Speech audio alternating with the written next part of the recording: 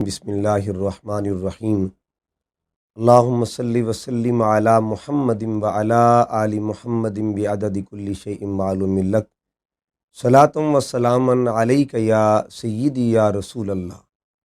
معزز و محتشم سامعین و ناظرین، رجوع الی القرآن کے سلسلہ میں قرآن مجید کے 30 پاروں کے خلاصہ کے حوالے سے آج ہم انشاءاللہ العزیز پارہ نمبر 29 کے منتخب مضامین کا تذکرہ کریں گے۔ 29واں پارہ سورہ ملک سے شروع ہو رہا ہے، اور سورہ ملک اس کا آغاز اللہ رب العزت یوں فرماتا ہے: تبارک الذی بیدہ الملک وہو علی کل شیء قدیر۔ برکت والی وہ ذات ہے کہ جس کے دست قدرت میں بادشاہی ہے، اور وہ ذات ہر چیز پہ قادر ہے۔ اس کے بعد اللہ رب العزت نے سورہ مبارکہ میں موت و حیات کا ذکر کیا ہے، اور ترتیب یہ بیان فرمائی: الذی خلق الموت والحیات۔ پہلے اللہ نے موت کا ذکر کیا، پھر حیات کا ذکر کیا، اور یہاں یہ بات واضح کر دی کہ موت بھی مخلوق ہے اور حیات بھی مخلوق ہے۔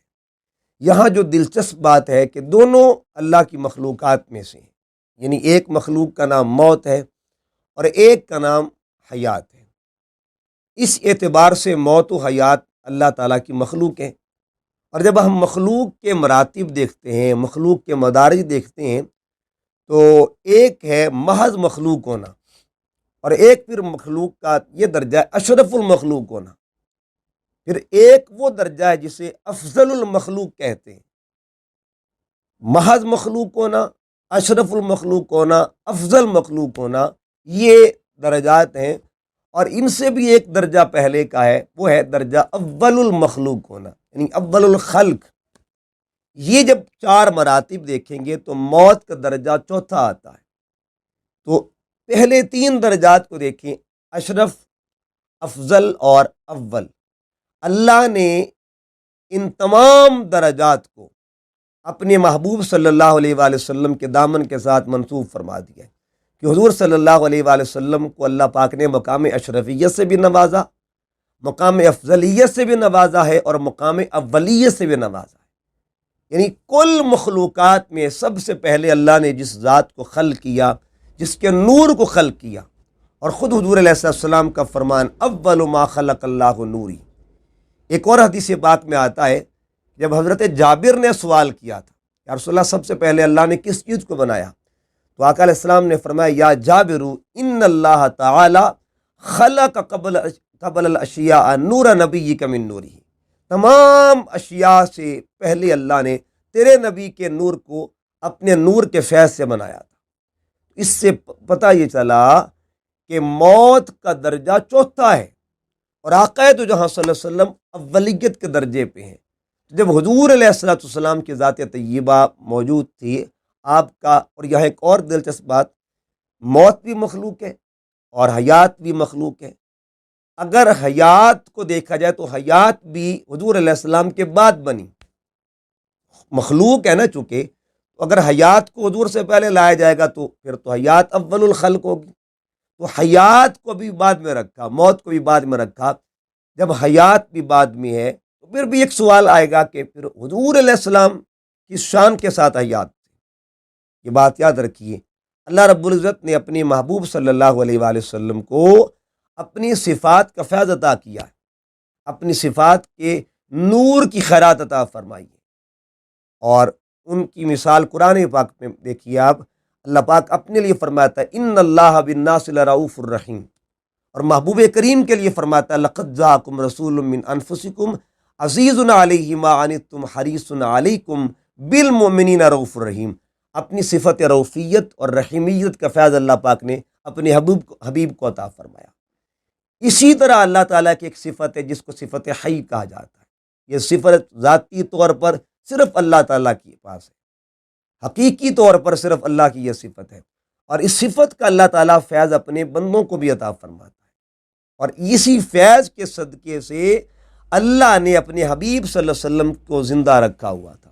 یعنی موت و حیات سے پہلے بھی جو مصطفیٰ حیات تھے، اپنے نور کے اعتبار سے اس نور کو اللہ پاک نے اپنی شان حی کا فیض دیا ہوا تھا، اور اس فیض سے زندہ رکھا ہوا تھا۔ اس لیے آقا علیہ السلام کی حدیث پاک ہے کہ ان اللہ حرم ان تاکل اجساد الانبیاء، اللہ تعالیٰ نے زمین پر حرام کر دیا کہ وہ انبیاء کے اجسام کو کھائے۔ فنبی اللہ حی، اللہ کا نبی جو ہوتا ہے وہ حی ہوتا ہے، یعنی وہ زندہ ہوتا ہے، اللہ اپنی فیض سے اس کو زندہ فرماتا ہے، اپنے فضل سے، اپنے کرم سے اس کو زندگی عطا فرماتا ہے۔ تو یہاں پتہ یہ چلا کہ موت و حیات سے بھی پہلے آقا دو جہاں صلی اللہ علیہ وسلم کی ذات طیبہ ہے۔ تو یہ دونوں مخلوقات مغلوب ہیں، اور آقا علیہ السلام کی ذات کو موت پر بھی غلبہ حاصل ہے، حیات پر بھی غلبہ حاصل ہے، یہ دونوں مغلوب ہیں۔ پھر ایک اور حدیث پاک اگر سنیے آپ تو ایک اور نیا زاویہ نکلے گا۔ آقا علیہ السلام نے فرمایا ارسلت الی الخلق کافہ، مجھے تمام مخلوقات کی طرف بھیجا گیا ہے۔ تو جب تمام مخلوقات کی جانب بھیجا گیا ہے تو ظاہری بات ہے پھر موت بھی مخلوق میں سے، حیات بھی مخلوق میں سے ہے۔ تو حضور علیہ السلام اس اعتبار سے موت کے بھی نبی ہیں، حیات کے بھی نبی ہیں۔ تو نبی ہمیشہ غالب ہوتا ہے اور امت جو ہوتی ہے ہمیشہ مغلوب ہوا کرتی ہے۔ اس اعتبار سے آقا دو جہاں صلی اللہ علیہ وسلم ہر مقام، ہر اعتبار سے سب سے اول ہے اور سب سے پہلے ہے۔ پھر دیکھیے گا یہ جو خلق الموت والحیات میں موت و حیات کی ترتیب ہے، اس ترتیب کی ایک تو علمی توجیہ ہے کہ موت و حیات، پہلے موت کا ذکر کیا اور اس سے مراد حالت عدم ہے، عدم سے وجود میں لانا۔ بعض اہل علم نے کہا کہ عدم کو موت کہا گیا اور وجود کو حیات کہا گیا۔ بعض جو اہل تصوف ہیں انہوں نے اس کی توجیہ یوں کی ہے خلق الموت والحیات، اس سے یعنی مراد کیا لیا، فنا سے بقا کا سفر، یعنی پہلے فنا کا ذکر کیا پھر بقا کا ذکر کیا۔ یہ سفر ہے اللہ والوں کا۔ علامہ اقبال رحمۃ اللہ علیہ فرماتے فنا فی اللہ کی تہمیں، بقا کا راز مضمر ہے، جسے مرنا نہیں آتا اسے جینا نہیں آتا۔ انسان پہلے خود کو فنا کرتا ہے اللہ کے قرب میں، اللہ کی محبت میں، پھر وہ بقا کی منزل کا مسافر بن جاتا ہے۔ تو یہاں اہل تصوف نے خلق الموت والحیات سے مراد وہ سفر لیا ہے جب بندہ فنا سے بقا کی طرف سفر کرتا ہے۔ اس کے بعد اللہ تعالیٰ نے اقسام خلق کا ذکر کیا ہے، یعنی مخلوق کا ذکر کیا۔ پھر اللہ رب العزت نے احسن عمل کی وضاحت یعنی ذکر کیا ہے کہ اللہ پاک فرماتا ہے لیبلوکم ایکم احسن عملا، تمہیں موت و حیات سے اس لیے گزارا تاکہ یہ دیکھیں کہ تم میں سے احسن عمل کون کرتا ہے۔ یہاں بھی ایک خاص بات عرض کر دوں، ایک ہوتا ہے عمل کی کثرت، ایک کہ عمل کا حسن۔ یہاں یہ نہیں فرمایا اکثر و عملہ، فرمایا احسن و عملہ، دیکھنا یہ ہے کہ کون عمل احسن کرتا ہے، یعنی فرمایا عمل کثیر کون کرتا ہے۔ قیامت کے دن کثیر تو بہت ہوں گے، کثرت بڑوں بڑوں کے پاس ہوگی، مگر حسن عمل کسی کسی کے پاس ہوگا، اور جس کے پاس حسن عمل ہوگا وہی قیامت کے دن اللہ کے حضور مقبول ہوگا اور محبوب ہوگا۔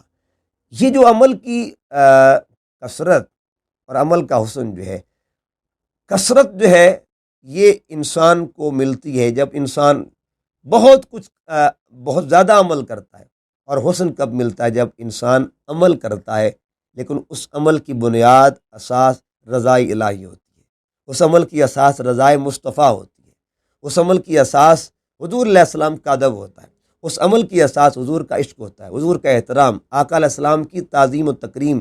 تو تعظیم مصطفیٰ، ادب مصطفیٰ، تکریم مصطفیٰ انسان کے عمل کو عمل احسن بنا دیتی ہے۔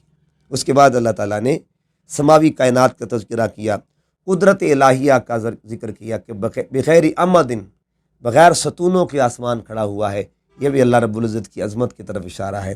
اس کے بعد اللہ تعالیٰ نے اپنی عظمت کا ذکر کیا، انسان کو دعوت فکر دی۔ پھر آگے سورہ قلم شروع ہوتی ہے، نون والقلم۔ یہ نون جو ہے یہ یک حرفی مقطعات میں سے ہے، ٹھیک ہے نا، یعنی 5 حرفی مقطعات ہیں، جس طرح کاف ہا یا عین صاد یہ 5 ہے۔ اسی طرح الف لام میم را یہ 4 حرفی ہے، الف لام میم یہ 3 حرفی ہے، یاسین یہ 2 حرفی ہے، اور قاف یا نون یہ یک حرفی ہے۔ یہاں یک حرفی جو ہے مقطعات میں سے، اور یہ یک حرفی مقطعات جو ہے نا، اس سے بندہ دیکھے کہ شان علم مصطفیٰ کیا ہے۔ نون لکھیں گے نا، نون والقلم، نون کے نیچے دیکھے ترجمہ کیا ہے، تشریح کیا ہے، تفسیر کیا ہے؟ قلم خاموش ہو گیا، زبانیں گنگ ہو گئی، اور انسان کی عقل جو تھی اس کے گھوڑے رک گئے، عقل کی پرواز ختم ہو گئی۔ نون کا معنی کیا ہے؟ تو عقل خاموش رہی۔ عشق نے کہا اللہ اور اس کا رسول جانتا ہے، یہ وہ جانتا ہے جس نے راز کی بات کی ہے، یا یہ وہ جانتا ہے جس نے وہ راز کی بات سنی ہے؟ راز اللہ اور اس کے رسول کا بیان ہو رہا ہے۔ تو جن کے کل علوم میں سے ایک نون کا معنی دنیا نہیں جان سکتی، ان کے پھر کل علم کی شان کا عالم کیا ہوگا؟ بہرحال اس کے بعد اللہ تعالیٰ نے خلق عظیم کا ذکر کیا ہے، وَإِنَّكَ لَعَلَىٰ خُلْقٍ عظیم، یعنی آپ خلق عظیم پر فائز ہیں۔ خلق عظیم آپ کی سیرت کے نیچے ہے، آپ کی سیرت کی خیرات ہے، آپ کی سیرت کا فیض ہے، اور آپ اس سے بھی اعلیٰ مقام پہ فائز ہیں، خلق اعلیٰ درجے پہ۔ اس کے بعد اہانت رسول کرنے والے بدبختوں کا انجام اللہ نے ذکر کیا، عتل بعد ذالک زنیم، بہت سی ان کی بدخصلتیں جو ہے وہ ذکر کی ہیں۔ اس کے بعد دو بھائیوں کا تذکرہ ہے، اور ان کے انفاق کا جو تصور ہے، ایک یعنی ان کو اللہ تعالیٰ نے اتنا کچھ عطا کیا، پھر ان کے اندر اللہ تعالیٰ نے نقصان بھی انہوں نے دیکھا، یعنی جو اللہ تعالیٰ ہمیں مال دیتا ہے وہ مال فصل کی صورت میں ملتا ہے، تو اگر وہ اس مال سے ہم اللہ کی راہ میں خرچ نہ کرے، پھر انجام کیا ہوتا ہے؟ یہاں اس کا پیغام دیا گیا ہے۔ حوالے قیامت کا تذکرہ ہے، سورۃ الواقعہ شروع ہو جاتی ہے، اس میں حوالے قیامت کا ذکر ہے، قوم سمود کا انجام ہے، قوم فرعون کا ذکر ہے۔ اعمال ناموں کے دو پہلو ہیں، یعنی اعمال نامہ قیامت کے دن دو طرح کا ظاہر ہوگا، ایک وہ ہوں گے جن کے دائیں ہاتھ میں ہوں گے، اور ایک وہ ہوں گے جن کے بائیں ہاتھ میں ہوں گے۔ وَأَمَّا مَنْ أُوتِيَ كِتَابَهُ بِيَمِينِهِ بِشِمَالِهِ، یعنی دونوں ہیں، یمین والے بھی شمال والے بھی ہوں گے۔ تو قیامت کے دن یاد رکھیے گا منظر ایک جیسا نہیں ہوگا، اللہ والوں کی شان اور ہوگی، اور اللہ کے منکروں کا انجام اور ہوگا۔ اس کے بعد اللہ تعالیٰ نے قول کریم، یعنی حضور علیہ السلام کے قول کریم سے مراد کیا ہے؟ قرآن کی طرف اشارہ، اِنَّهُ لَقَوْلُ رَسُولٍ کریم، یعنی یہ قرآن جو ہے یہ قول رسول کریم ہے، رسول کریم کا قول ہے۔ اس کا مطلب یہ ہوا کہ قرآن کی ایک تعریف یہ بھی ہے کہ یہ جس طرح حضرت عائشہ صدیقہ رضی اللہ تعالیٰ عنہ انہوں نے قرآن کی ایک تعریف کی، کانا خلق القرآن، قرآن خلق مصطفیٰ کا نام ہے۔ تو یہاں قرآن کہہ رہا ہے قرآن قول رسول کا نام ہے، قول محمد کا نام ہے۔ تو قول رسول کہا، اقوال نہیں کہا، یعنی اللہ رب العزت نے اپنے کلام کو اپنے محبوب کے ساتھ اس طرح جوڑ دیا ہے کہ محبوب کلام میرا کہلائے گا، قول تیرا کہلائے گا۔ اس کے بعد دیکھیے گا اللہ تعالیٰ نے سورہ معارج کا ذکر کیا، جس میں عذاب طلب کرنے والے سائل کا ذکر ہے، فرشتوں کا عروج کرنا، عروج پہ جانا اس کا ذکر ہے، حوالے قیامت کا ذکر ہے، انسان کی بری خصلتیں ان کا تذکرہ ہے، ان الانسان حلوعا خلق حلوعا، اور اس کے بعد مومن کی خصلتوں کا ذکر ہے۔ اس کے بعد حضرت نوح علیہ السلام کے نام پہ صورت رکھی گئی جس کا نام سورہ نوح ہے، اس میں آپ نے اپنی قوم کو دعوت توحید دی، پھر قوم کا جو رویہ ہے اس کا ذکر ہے، استغفار کی برکت کا تذکرہ ہے، استغفروا ربکم انہ کان غفارا۔ یہ وہ آیت کریمہ ہے جس کے ضمن میں ایک بات ذہن میں آ رہی کہ حضرت مولا کائنات مولا المؤمنین مولا علی کے دن بیٹھے ہیں، حضرت عبداللہ ابن عباس فرماتے میں بھی آپ کے پاس بیٹھا تھا، ایک شخص آیا، اس نے ایک مسئلہ پیش کیا کہ حضور دعا کیجیے اللہ بخشش فرمائے، آپ نے فرمایا استغفار کرو۔ ایک اور آیا، عرض کہ حضور دعا کیجیے اللہ بارش دے۔ ایک اور آیا، اس نے عرض کہ دعا کیجیے حضور اللہ تعالیٰ بیٹی عطا کریں۔ ایک اور آیا، اس نے عرض کہ حضور دعا فرمائے اللہ مال بڑھا دے۔ ایک اور آتا ہے، عرض کہ حضور دعا کریں اللہ جنت دے دے۔ یعنی 5 قسم کی دعائیں کروائی گئیں، اور آپ نے سب کو ایک ہی حل بتایا، استغفار کرو استغفار کرو استغفار کرو۔ تو حضرت عبداللہ ابن عباس بڑے حیران ہوئے، تعجب سے پوچھنے لگے حضور خیریت تو ہے؟ یہ آپ نے 5 بندوں کو ایک ہی وظیفہ دے دیا، ان کے مسائل مختلف تھے اور ان کے امراض مختلف تھی، آپ نے نسخہ کی بتا دیا۔ مولا کائنات نے فرمایا میں قرآن پڑھ کے مسئلوں کا حل بتاتا ہوں۔ آپ نے پھر یہ آیت پڑھی، دیکھو قرآن میں اللہ کیا فرماتا، انہ کان غفارا، وہ بخشنے والا ہے، استغفروا ربکم، استغفار کرو، انہ کان غفارا، وہ بخشنے والا ہے، یرسل السماء علیکم مدرارا ویمددکم باموال وبنین ویجعل لکم جنات۔ یعنی اللہ تعالیٰ مال دیتا ہے، بارش عطا فرماتا ہے، بیٹے عطا کرتا ہے، جنت عطا فرماتا ہے، ایک ہی آیت سے سارے مسائل بتا دیے۔ یہ ہے علم مولا کائنات، اور یہ ہے فیضان علم محمدی صلی اللہ علیہ وسلم کا اظہار جو اللہ نے حضرت علی کو عطا فرمایا تھا۔ اس کے بعد حضرت نوح علیہ السلام نے دعا فرمائی، دعا بھی کی ہے اور بد دعا بھی کی ہے۔ یہاں انہوں نے اللہ پاک کی بارگاہ میں یہ بھی فرمایا، لا تذر علی الارض من الکافرین دیارا، کفار کے لیے بد دعا فرمائی۔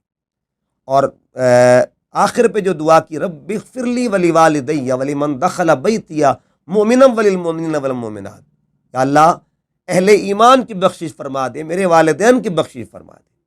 گویا اس سے پتہ چلا کہ بخشش کی دعا کرنا سنت انبیاء کرام ہے۔ اس کے بعد سورہ جن ہے، جنات کا تذکرہ ہے، اور ان کا جو تلاوت قرآن پاک سننا اس کا تذکرہ ہے۔ آقا دو جہاں صلی اللہ علیہ وسلم کے لہجے کی وہ مٹھاس، وہ لذت تھی جس کو سننے کے لیے جنات بھی آیا کرتے تھے، گروہ در گروہ آیا کرتے تھے۔ قرآن مجید میں ایک اور مقامات پر بھی ذکر ہے، وَإِذْ صَرَفْنَا إِلَيْكَ نَفَرًا مِنَ الْجِنِّ يَسْتَمِعُونَ الْقُرْآنَ، قرآن سنا کرتے تھے آقا دو جہاں صلی اللہ علیہ وسلم کی زبان اطہر سے۔ پھر ان جنات کا ذکر بھی ہے، انسانوں کا ذکر، یعنی انسانوں میں اور جنات میں سرکش لوگ ہوتے ہیں، ان کا تذکرہ ہے۔ شیاطین جن کی جو جاسوسیاں، ان کا تذکرہ ہے۔ پھر جنات میں سے جو صالحین ہیں ان کا بھی ذکر ہے۔ آقا دو جہاں صلی اللہ علیہ وسلم کے صحابہ میں جنات بھی شامل ہیں۔ قاضی شمہورش جنی یہ بہت بڑے صحابی ہیں، اور حضور علیہ السلام کے صحابیت کا ان کو شرف حاصل ہے، یہ جنات میں سے ہیں۔ اسی طرح مساجد کا تذکرہ ہے، وَأَنَّ الْمَسَاجِدَ لِلَّهِ مَسَاجِدَ لِلَّهِ فَلَا تَدْعُوا مَعَ اللَّهِ أَحَدًا۔ اس کے بعد آقا علیہ السلام کی دعوت عام کا تذکرہ ہے، جن و انس کا تذکرہ ہے، یعنی جن و انس کو حضور علیہ السلام نے دعوت دی، کل مخلوقات میں ان کو بھی دعوت دی۔ پھر علم غیب کا تذکرہ ہے۔ اب یہاں جو قابل غور بات ہے، اللہ فرماتے ہیں عالم الغیب فلا یظہر علی غیبہ احدا الا من ارتضی من رسول۔ یہاں دو چیزوں کا ذکر ہے، ایک ہے پہلا حصہ جس میں علم غیب ذاتی کا ذکر ہے، اور دوسرے حصے میں علم غیب عطائی کا ذکر ہے۔ عالم الغیب فلا یظہر علی غیبہ احدا، اس حصے میں علم غیب ذاتی کا ذکر ہے، وہ ذاتی غیب کسی کو نہیں دیتا۔ آگے فرمایا الا من ارتضی من رسول، مگر جس رسول کو وہ عطا کرتا ہے، دیتا ہے، تو اس رسول کو عطا کرتا ہے جس کو وہ پسند کرتا ہے۔ ارتدا یعنی جس پہ وہ راضی ہوتا ہے، اللہ اس کو غیب کا علم عطا فرماتا ہے۔ معلوم یہ ہوا اللہ تعالیٰ اپنی رضا سے علم غیب دیتا ہے، اپنی منشا سے علم غیب دیتا ہے، تو رکھتا ہے اس علم کو ذاتی کہتے ہیں، جو دیتا ہے اسے عطائی کہا جاتا ہے۔ ہمارا عقیدہ بھی یہ ہے، آقا دو جہاں صلی اللہ علیہ وسلم کا جو علم ہے وہ علم غیب ذاتی نہیں ہے، وہ علم غیب عطائی ہے، جس کے پیچھے عطائی الہی شامل ہے، اللہ کی قدرت شامل ہے، اللہ کا تصرف شامل ہے، اختیار خداوندی شامل ہے، منشاء خداوندی شامل ہے۔ آقا دو جہاں صلی اللہ علیہ وسلم کو علم دیا گیا۔ اس کے بعد اللہ تعالیٰ نے سورہ مزمل، اس میں اپنے محبوب کو محبوبانہ انداز میں خطاب کیا، یا ایھا المزمل، یعنی حضور علیہ السلام کی چادر کا بھی ذکر کیا، ندا کے ساتھ یاد فرمایا۔ دیکھیے چادر جو ہے یہ بھی نسبت مصطفیٰ صلی اللہ علیہ وسلم کا حصہ ہے، لیکن نسبت کی دو قسمیں ہوتی ہیں، ایک نسبت خارجی، ایک نسبت داخلی۔ مثلا لباس جو ہوتا ہے یہ نسبت خارجی ہے، اور بدن جو ہے یہ نسبت داخلی ہے۔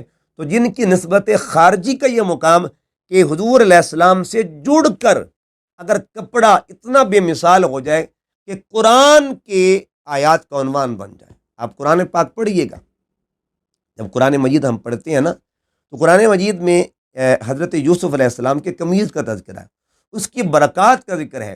جب وجود یوسف کے ساتھ لگنے والے کپڑے کا یہ مقام ہے، تو وجود محمد صلی اللہ علیہ وسلم سے لگنے والی چادر کی برکتوں کا عالم کیا ہوگا۔ لہٰذا یہ وہ چادر ہے جو امت بخشوا دیتی ہے، یہ وہ چادر ہے جو گنہگاروں کو ڈھانپتی ہے، یہ وہ چادر ہے جو عیب چھپا لیتی ہے۔ بہرحال اس کے بعد محبوبانہ اداؤں کا ذکر، اظہار محبت کا کہ یا ایھا المزمل قم اللیل الا قلیلا۔ عام اللہ کا حکم ہے کہ یا ایھا الذین آمنوا اذکروا اللہ ذکرا کثیرا، امت کو فرمایا کہ کثرت ذکر کرو، کثرت ذکر کرو، اور محبوب کے لیے فرمایا قم اللیل الا قلیلا، حبیب قیام کیا کر مگر تھوڑا قیام کیا کر، اور پھر بتایا بھی محبوب ابن قس منہ قلیلا، ہے نا، او زد علیہ برتل، کبھی فرمایا آدھی رات قیام فرما، آدھی رات یعنی آرام فرما، اور پھر فرمایا محبوب آدھی رات بھی زیادہ ہے، ایسا کر لے قیام تھوڑا کیا کر، آرام زیادہ کیا کر۔ اس کے بعد اللہ تعالیٰ نے تجوید کا تصور قرآن میں دیا، ورتل القرآن ترتیلا، پھر خلوت نشینی کا ذکر قرآن پاک میں ہوا، تصور دیا، اعتکاف کا تصور دیا، وتبتل الیہ تبتیلا، پھر اللہ پاک نے رسالت محمدی صلی اللہ علیہ وسلم کا ذکر کیا۔ اس کے بعد سورہ مدثر، مدثر کا معنی کیا ہے؟ اے لحاف والے، حضور علیہ السلام لحاف میں لپٹے ہوئے تھے، اللہ نے اس انداز میں خطاب فرمایا، امر دعوت دی، یا ایھا المدثر قم فانذر وربک فکبر، حبیب اٹھیے، اللہ کی بڑائی بیان کیجیے، اور اس کے بعد تعلیم امت دی بذریعہ محبوب صلی اللہ علیہ وسلم۔ اس کے بعد اللہ نے لبید بن ربیہ کا تذکرہ کیا، اس کے اندر جو ناشکری تھی، تکبر تھا، اس کی جو اظہار تکذیب جو تھا، وہ کس تکذیب کرتا تھا اللہ کے پیاروں کی، کلام الہی کی، تو اس کا ذکر ہوا، تکبر کا ذکر ہے، اس کے انجام کا ذکر ہے۔ اہل جنت نے اہل دوزخ سے سوال کیا، فی جنات یتساءلون، کریں گے ما سلککم فی سقر، یعنی اتنی دور سے کلام کریں گے، کہاں جنت اور کہاں دوزخ، کیا جی، علیین میں جو ہے وہ جنت ہے، بلندیوں پہ جنت ہے، اور سجین میں جو ہے وہ دوزخ ہے، مگر اللہ رب العزت نے ان دونوں کی کمیونیکیشن کا ذکر کیا ہے، آپس میں جو مکالمہ ہوگا اس کا تذکرہ کیا ہے، کہ جنتی دوزخیوں سے پوچھیں گے ما سلککم فی سقر، تمہیں کس چیز نے یہاں لا کے کھڑا کر دیا، دوزخ میں کیوں آگے، ٹھکانہ کیسے بن گیا؟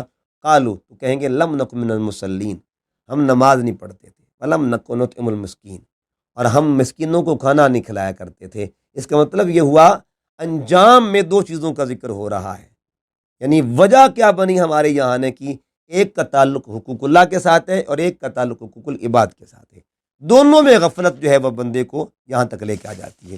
اس کے بعد اللہ تعالیٰ نے سورہ قیامہ کا ذکر کیا، جس میں قسموں کی بات ہوئی ہے، احسان کا گمان جو ہے، انسان کا جو گمان ہے اس کا ذکر کیا، انسان خیال کرے گا اور پوچھے گا کہ اللہ تعالیٰ یہ کیسے ہڈیوں کو دوبارہ جمع کر دیتا ہے، یحسب الانسان الن نجمع عظامہ، کیسے یہ معاملہ سارا کرے گا دوبارہ۔ پھر اللہ پاک نے اس کا ذکر کیا کہ اللہ تعالیٰ قدرت رکھتا ہے کہ ان تمام کو دوبارہ اٹھانے کی، قدرت رکھتا ہے دوبارہ ہڈیوں کو جوڑنے کی، قدرت رکھتا ہے گوشت کو لانے کا، یہ ساری قدرتوں کو وہ مالک ہے۔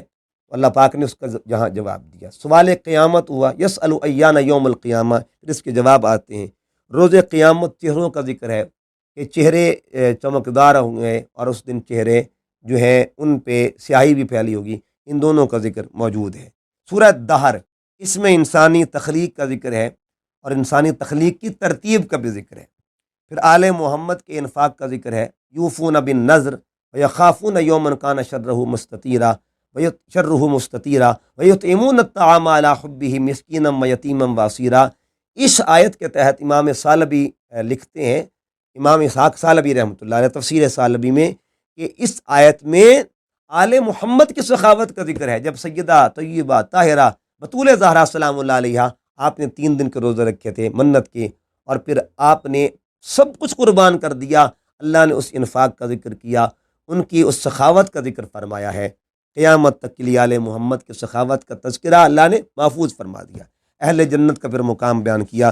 پھر سورہ مرسلات میں اللہ نے قسموں کا ذکر کیا، احوال قیامت کا ذکر کیا، یوم الفصل یعنی فیصلے کے دن کا ذکر کیا، اور بار بار اللہ تعالیٰ مکذبین کا ذکر کر رہا ہے، ان کے انجام کا، ویل یومئذ للمکذبین، قیامت کے دن مکذبین کے لیے بربادی ہوگی، جھٹلانے والوں کے لیے بربادی ہوگی۔ تو اس صورت کے ساتھ اس پارے کا اختتام ہوتا ہے۔